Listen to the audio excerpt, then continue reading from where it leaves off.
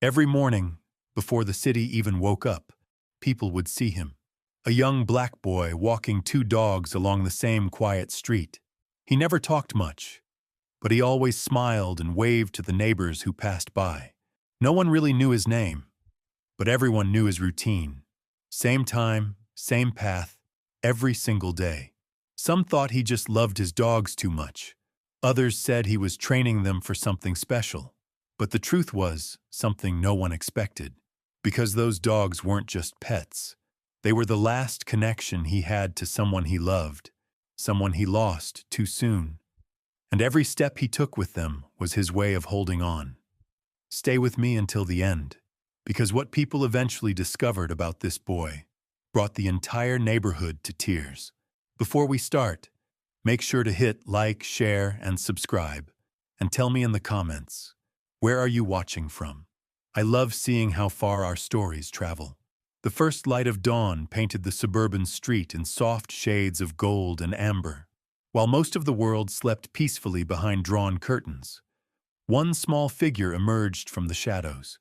Marcus was only 5 years old, but he carried himself with a quiet determination that seemed far beyond his years. His tiny hands gripped two worn leather leashes as he walked beside his companions. A golden retriever named Honey and a chocolate Labrador called Bear. Both dogs were massive compared to his small frame, yet they moved in perfect harmony beside him, as if they understood something the rest of the world didn't.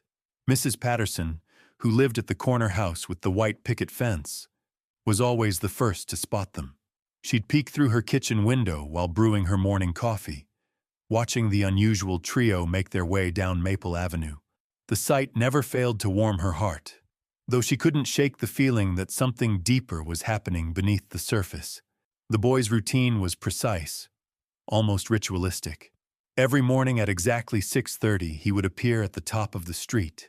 His backpack was always perfectly positioned on his shoulders, and his shoes were tied with the careful knots of someone who had learned to be independent far too young. The dogs flanked him on either side, their tails wagging gently, their eyes constantly scanning the surroundings as if they were protecting something precious. Mr. Henderson, the retired postal worker who jogged every morning, had tried to strike up conversations with the boy several times, but Marcus would only offer a shy smile and a polite wave before continuing on his path. There was something in his eyes, Henderson noticed, a mixture of sadness and purpose that didn't belong in someone so young. The route never varied.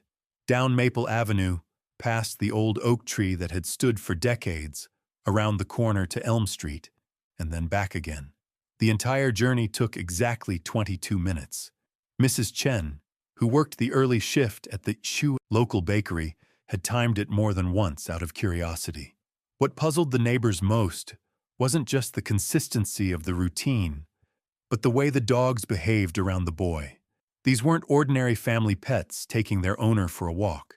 Honey and Bear moved with a protective instinct that bordered on professional.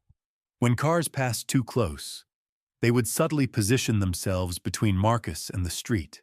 When strangers approached, their posture would shift, not aggressive, but alert. The mystery deepened when people began to notice the small details. Marcus always carried the same faded blue backpack, and sometimes neighbors could hear the soft clanking of metal inside when he walked. His clothes were always clean, but clearly hand-me-downs, carefully maintained despite their obvious age, and most peculiar of all, he would stop at 3 specific locations during each walk, spending a few quiet moments at each spot before moving on. Mrs. Rodriguez, who ran the neighborhood watch program, decided to investigate more closely. She began documenting his routine, noting the exact times and locations of his stops. The first stop was always at the corner of Maple and 3rd Street, right beside the memorial bench that the city had installed years ago. The second was in front of the old community center that had been closed for renovations. The third was at the small park where children used to play before the equipment was removed due to budget cuts. At each location, Marcus would reach into his backpack and pull out something small. From her window, Mrs. Rodriguez couldn't make out exactly what it was, but the boy would place it carefully on the ground, bow his head for a moment, and then pick it up again before continuing his walk. The dog seemed to understand the significance of these stops. During these moments, Honey would sit perfectly still on his left side, while Bear took position on his right. Their heads would lower slightly, and they would remain motionless until Marcus was ready to move on. It was as if they were participating in some kind of ceremony that only the three of them understood. Word of the mysterious morning routine began to spread throughout the neighborhood. Social media posts started appearing in local community groups. Photos were shared, though always taken from a respectful distance. Some residents called him the Little Guardian because of the way he seemed to be watching over the neighborhood. Others referred to him as the Boy with Purpose because of his unwavering dedication to his routine. But underneath all the curiosity and speculation was a growing sense of concern. Where were his parents? Why was such a young child walking alone so early in the morning? And most importantly, what was the story behind those three mysterious stops? Local teacher Sarah Mitchell, who lived just 2 blocks away, became particularly invested in understanding Marcus's situation. She had worked with children for over 15 years and recognized the signs of someone carrying a burden too heavy for their age. The way he held his shoulders, the careful precision of his movements, the mature way he handled the large dogs, all of it spoke to a child who had been forced to grow up too quickly. The breakthrough came on a rainy Thursday morning when Marcus's routine was disrupted for the first time anyone could remember. The weather was particularly harsh, with sheets of rain making the streets treacherous for walking. Most neighbors assumed the boy would stay inside, but at exactly 6:30, there he was, wearing a bright yellow raincoat that looked several sizes too big for him. This time, however, something was different. As he made his second stop in front of the old community center, Marcus dropped something from his backpack. The small object rolled into the gutter, and the boy's composure finally cracked. For the first time since anyone had been watching him, Marcus began to cry. The sight of this strong, determined little boy breaking down in the rain was more than several neighbors could bear. Mrs. Patterson abandoned her morning coffee and grabbed an umbrella. Mr. Henderson stopped his jog mid-stride. Mrs. Chen locked up her bakery and rushed outside, but it was the dogs who reached him first. Honey and Bear immediately pressed close to Marcus, their warm bodies shielding him from the rain as much as possible. They didn't try to retrieve whatever had fallen into the gutter. Instead, they seemed to understand that their job was simply to be there, to provide comfort in a moment when their young companion needed it most. That's when Mrs. Patterson saw it clearly for the first time. The object that had fallen from Marcus's backpack was a small metal dog tag, old and worn, glinting faintly in the storm drain. And suddenly, pieces of the puzzle began to fall into place. The metal dog tag caught the morning light as it tumbled into the storm drain, and Mrs. Patterson's heart nearly stopped. Even from a distance, she could make out the engraved letters, weathered but still visible. The tag belonged to a police K9 unit. Marcus knelt beside the gutter, his small hands reaching desperately through the metal grating. The rain soaked through his oversized raincoat as tears mixed with the droplets running down his cheeks. Honey and Bear pressed closer, their warm bodies creating a protective barrier around the crying child. "Honey, it's okay," Mrs. Patterson called out as she hurried over with her umbrella. "We'll get it back, sweetheart." For the first time since anyone could remember, Marcus looked up and spoke. His voice was barely a whisper above the sound of the rain. "It was my daddy's," he said, his bottom lip trembling. "I promised I wouldn't lose it." The words hit Mrs. Patterson like a physical blow. She knelt beside the storm drain, her own eyes filling with tears as she reached through the grating. Her fingers brushed against the cold metal tag, and after several attempts, she managed to hook it with her car key and pull it free. The tag was heavier than she expected, made of solid brass with deep engravings that had survived years of wear. On one side was a badge number and the words Metro Police K9 Unit. On the other side, in smaller letters, was a name, Officer James Marcus Thompson, and beneath it, End of watch, March 15th. Mrs. Patterson's breath caught in her throat. March 15th. That was exactly 2 years ago to the day. She remembered the news reports, the funeral procession that had wound through their neighborhood, the flag-draped casket followed by a riderless horse and a police dog that refused to leave its handler's side. Marcus took the tag with trembling hands, clutching it against his chest, like it was the most precious thing in the world. "Daddy always said Honey and Bear would take care of me," he whispered. "He said they'd never let anything bad happen." The pieces of the puzzle suddenly clicked into place for Mrs. Patterson. Officer James Thompson had lived just 3 streets over before his death in the line of duty. The house had been sold shortly after, and the family had seemingly disappeared. But Marcus hadn't disappeared. He'd been here all along, keeping a promise to a father who would never come home. The 3 stops on his morning route weren't random at all. They were places that held significance, places where his father had served the community. The memorial bench was dedicated to fallen officers. The community center was where Officer Thompson had volunteered coaching youth basketball. The small park was where he'd brought Marcus to play when he was even younger, where they'd trained Honey and Bear together as a family. By now, Mr. Henderson and Mrs. Chen had joined them under Mrs. Patterson's umbrella. The sight of the little boy clutching his father's dog tag while 2 massive dogs stood guard over him was more than any of them could handle without tears. "Where are you staying, honey?" Mrs. Chen asked gently, her voice thick with emotion. Marcus pointed down the street toward a small apartment complex that most neighbors barely noticed. "With Miss Annie," he said quietly. "She was Daddy's friend from work. She lets me take care of Honey and Bear because she knows Daddy would want that." Mrs. Patterson felt her heart breaking and mending at the same time. This child, barely old enough for kindergarten, had been carrying the weight of grief and responsibility that would challenge most adults. Every morning, he honored his father's memory by caring for the dogs that had once served alongside him. Every stop on his route was a small pilgrimage to places that connected him to the man he'd lost. "Does Miss Annie know you walk them every morning?"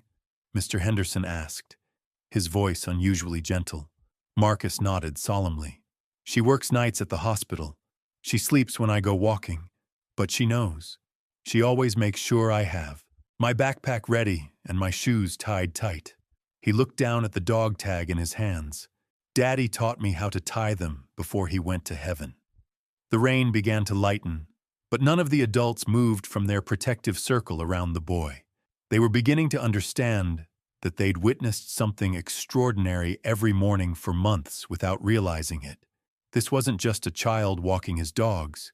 This was a son honoring his father, a boy learning what it meant to be responsible and faithful, even in the face of loss that no child should have to endure. Honey nudged Marcus's hand with her wet nose, and the boy managed a small smile. "She always knows when I'm sad," he said, stroking the golden retriever's head. "Daddy said she has a special heart for people who are hurting." Bear, not to be outdone, pressed his large chocolate head against Marcus's other side. The boy giggled softly, the first sound of joy any of them had heard from him. "And Bear thinks he's still a puppy, even though he's bigger than me now." Mrs. Patterson wiped her eyes with the back of her hand. "Marcus, would you like us to walk with you sometimes? We could meet you here in the mornings." The boy's eyes widened with surprise, and something that looked like hope. "You want to walk with us?" "Honey, we'd be honored to walk with you," Mrs. Chen said, her voice warm despite her tears.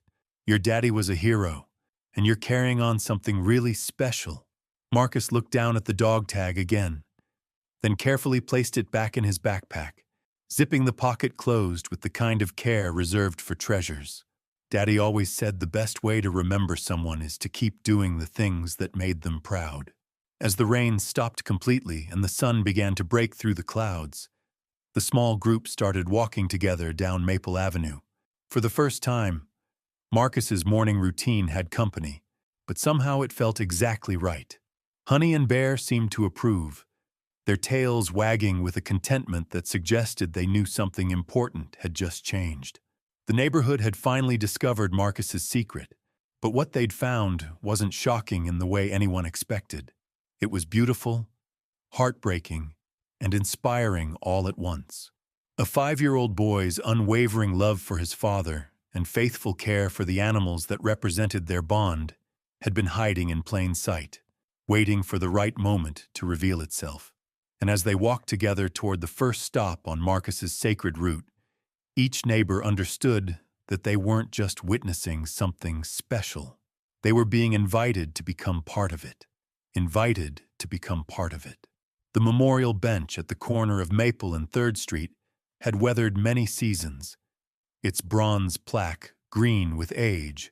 But as Marcus approached with his small entourage of neighbors, the inscription seemed to shine brighter in the morning sun. In honor of those who serve and protect. His tiny fingers traced the letters with practiced familiarity, and he reached into his backpack to pull out a small American flag, no bigger than his palm. Mrs. Patterson watched in stunned silence as Marcus planted the miniature flag in the soft earth beside the bench. It was a ritual he'd performed alone for 2 years. But now, surrounded by caring adults, the gesture carried even more weight. Bear sat at attention while Honey lowered her head, both dogs understanding the solemnity of the moment. "Daddy's name should be on here too," Marcus whispered, his small voice carrying clearly in the quiet morning air. "But Miss Annie says sometimes the most important heroes don't get their names written down. She says they get remembered in hearts instead." The group moved slowly to the second stop, the old community center with its faded paint and boarded windows. Here, Marcus pulled out a different item from his backpack, a worn basketball, deflated and cracked, but clearly treasured. He bounced it gently against the wall 3 times, the hollow sound echoing off the empty building. "Daddy taught me how to dribble right here," Marcus explained, his eyes focused on the ball in his hands. "He said basketball was like life. You gotta keep bouncing back up, even when someone tries to knock you down." He tucked the ball back into his backpack with the same careful precision he showed everything else. Mr. Henderson cleared his throat, his voice rough with emotion. "Your daddy sounds like he was a wise man, Marcus." The boy nodded solemnly. "Miss Annie says I have his eyes, and his stubborn chin." For the first time that morning, a genuine smile crossed his face. "She says that's why I won't give up on taking care of Honey and Bear, even when they're bigger than our whole apartment." As they reached the final stop at the small park, Marcus's routine took on an even deeper meaning. The empty swing set creaked gently in the morning breeze, and the boy pulled out the most precious item from his collection. A police whistle, silver and dented, hanging from a black lanyard. He blew 3 short, sharp notes. Honey and Bear immediately sat at attention, their training from years past still sharp in their memory. It was clear this wasn't just Marcus's routine. These dogs remembered Officer Thompson's commands, and every morning, his son was keeping those memories alive.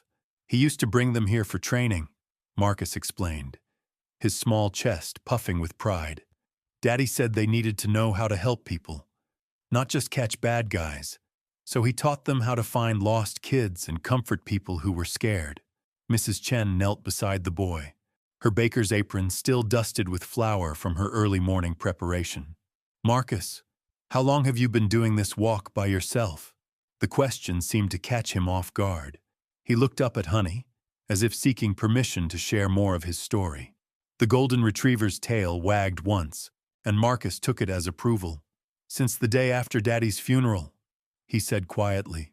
"Miss Annie was crying a lot, and Honey kept whining by the door. She knew something was wrong, so I put on Daddy's whistle and tried to make them feel better. When we walked outside, they started following the same path Daddy used to take them on." The revelation hit the adults like a physical blow. This 5-year-old child had been processing his grief by stepping into his father's shoes, literally walking in the footsteps of a man who would never come home. Every morning for 2 years, he'd been the sole caretaker for 2 dogs that weighed more than he did, carrying on a tradition that connected him to his lost parent.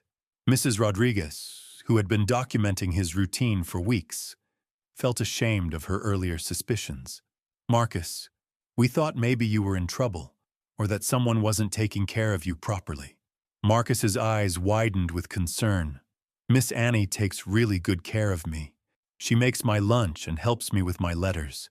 She just works a lot because the hospital needs her. His protective instinct for his guardian was evident in his voice. She cries sometimes when she thinks I'm sleeping, but I know she's trying her best. The picture was becoming clearer with every word. Miss Annie, whoever she was, had taken in the son of her fallen colleague and was doing her best to provide for him while working night shifts at the hospital. Marcus, mature beyond his years, had taken on the responsibility of caring for his father's K-9 partners as his way of contributing to their unconventional family.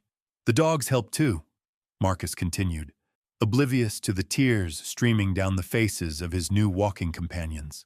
Honey knows when I'm having a bad dream. She comes and puts her head on my bed until I stop crying, and Bear always checks the apartment before we go to sleep, just like Daddy taught him. The morning sun was getting higher now, and Marcus glanced at a digital watch that was clearly too big for his small wrist. We should head back, he said, with the authority of someone who had managed this routine independently for 2 years. Miss Annie gets worried if we're late and Honey needs her medicine. As they began the walk back, Mrs. Patterson noticed how the dog's demeanor changed as they got closer to home. Their protective stance intensified, their eyes scanning the street more carefully. These weren't just pets accompanying a child on a walk. They were working dogs, still on duty, still protecting the family of their fallen handler. The apartment complex Marcus pointed to was modest but well-maintained. As they approached the building, a woman appeared at a third-floor window. Even from a distance, the exhaustion was visible in her posture, but her wave to Marcus was filled with relief and love. "That's Miss Annie," Marcus said, waving back enthusiastically. "She probably just got home from work." He turned to his new, walking companions with a mixture of hope and uncertainty. "Do you really want to walk with us again tomorrow?" The question hung in the air for a moment, before Mrs. Patterson spoke for the group. "Marcus, we would be honored to walk with you every morning. Your daddy would be proud of the young man you're becoming." The boy's smile was radiant, transforming his serious little face into something purely joyful. "I think Daddy would like that. He always said the best neighbors are the ones who show up when it matters." As the group prepared to part ways, each neighbor carrying a piece of Marcus's story with them, the true scope of what they'd witnessed began to sink in. This wasn't just about a child walking his dogs. It was about love persisting beyond loss, about responsibility accepted by someone too young to fully understand its weight, and about a community that had been walking past a miracle every morning without recognizing it. The secret wasn't shocking in the way anyone had imagined. It was profound, heartbreaking, and beautiful all at once. A 5-year-old boy had been honoring his father's legacy every single day, keeping alive the memory of a hero through the simple act of caring for the animals that had served beside him. And now, finally, he wouldn't have to carry that beautiful burden alone anymore. The news of Marcus's story spread through the neighborhood like wildfire, but not in the way anyone expected. Instead of gossip or whispers, it moved through acts of quiet kindness. Mrs. Patterson found herself baking extra cookies every evening, just in case Marcus needed a snack for his morning walk.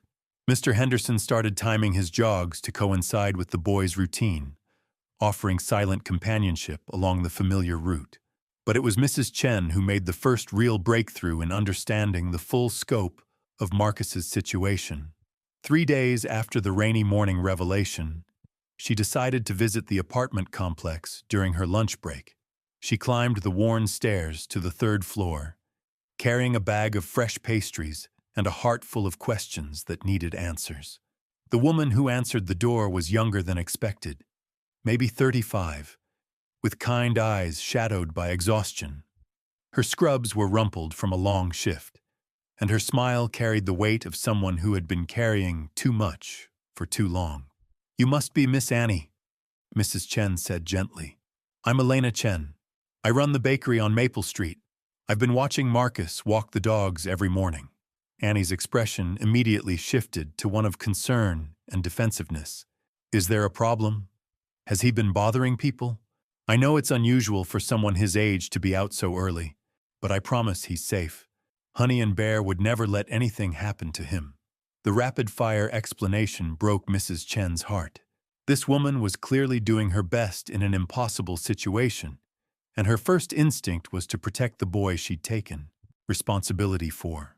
"Oh no, honey," Mrs. Chen said quickly, stepping closer. "There's no problem at all. Actually, I wanted to thank you. What Marcus is doing, what you're helping him do, it's beautiful. The whole neighborhood has been moved by his dedication." Annie's shoulders sagged with relief, and for the first time, Mrs. Chen saw past the exhaustion to the deep love this woman had for the boy in her care. "He insists on doing it," Annie said, her voice thick with emotion. "Every single morning, rain or shine. I've tried to tell him he doesn't have to, that James wouldn't want him to feel obligated, but he just looks at me with those eyes." James's eyes. The apartment behind Annie was small, but immaculately clean. Mrs. Chen could see a child's drawings taped to the refrigerator, homework spread across a kitchen table, and 2 enormous dog beds taking up most of the living room space. It was clear that every inch of their lives had been reorganized around caring for Marcus and the dogs that came with him. "How long have you been doing this alone?" Mrs. Chen asked softly. Annie wiped her eyes with the back of her hand. "Since the funeral. I was James's partner for 3 years before he died. We worked the night shift together, and he talked about Marcus constantly, showed me pictures, told me stories.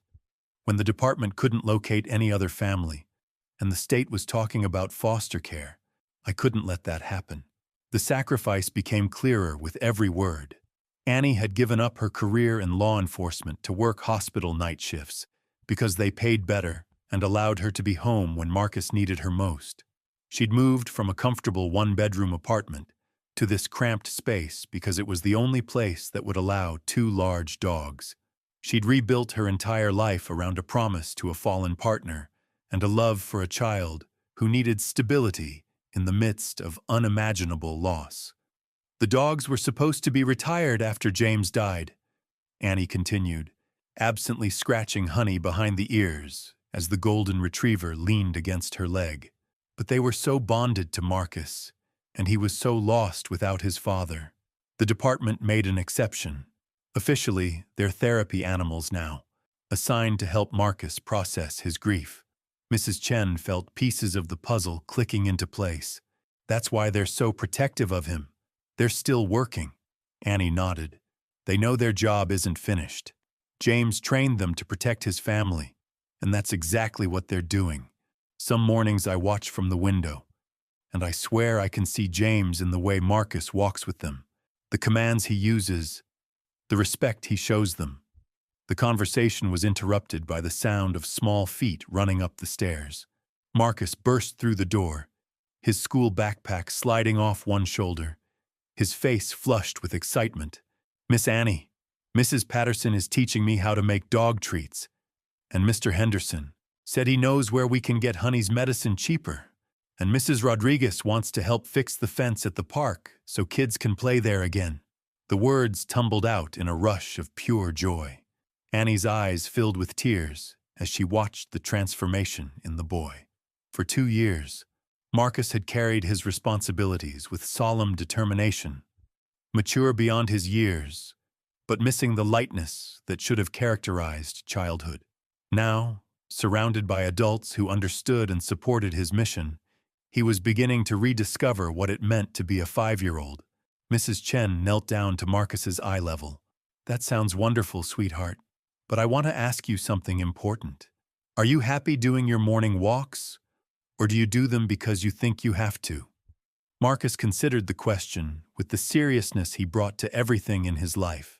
He looked at Honey, who had moved to sit beside him, then at Bear, who was watching from his position by the window.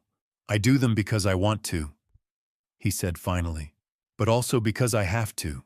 Daddy said when you love someone, you don't stop taking care of the things that mattered to them just because they can't be there anymore.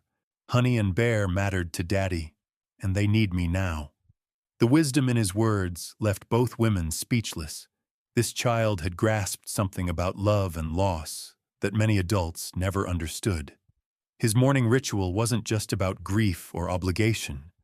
It was about the continuation of love beyond death, about honoring memory through action. "But I like that other people want to help now," Marcus added, his serious expression breaking into a smile. "Daddy always said the best things happen when people work together." Over the following weeks, the transformation of Maple Street was remarkable. What had started as curiosity about a mysterious morning routine had evolved into something much more significant. The neighbors who had once watched Marcus from their windows now joined him in person. Mrs. Patterson brought homemade treats for the dogs. Mr. Henderson shared stories about his own military service, connecting with Marcus over their shared understanding of sacrifice. Mrs. Rodriguez organized the community to renovate the small park, turning Marcus's final stop into a place where children could play again. Marcus still walks his dogs every morning at 6:30 sharp, but now he's never alone. The quiet street that once witnessed a small boy carrying an enormous burden has become something beautiful, a place where love transcends loss, and where a community learned that sometimes the most powerful secrets aren't dark at all. They're filled with light, carried by the smallest hands, and guarded by the most loyal hearts. Marcus taught his neighborhood that heroes don't always wear uniforms. Sometimes they wear sneakers that are still learning how to tie themselves, and sometimes they walk on four paws, never forgetting their promise to protect. If this story touched your heart, please share it with someone who needs to remember that love never truly dies. It just finds new ways to keep walking forward.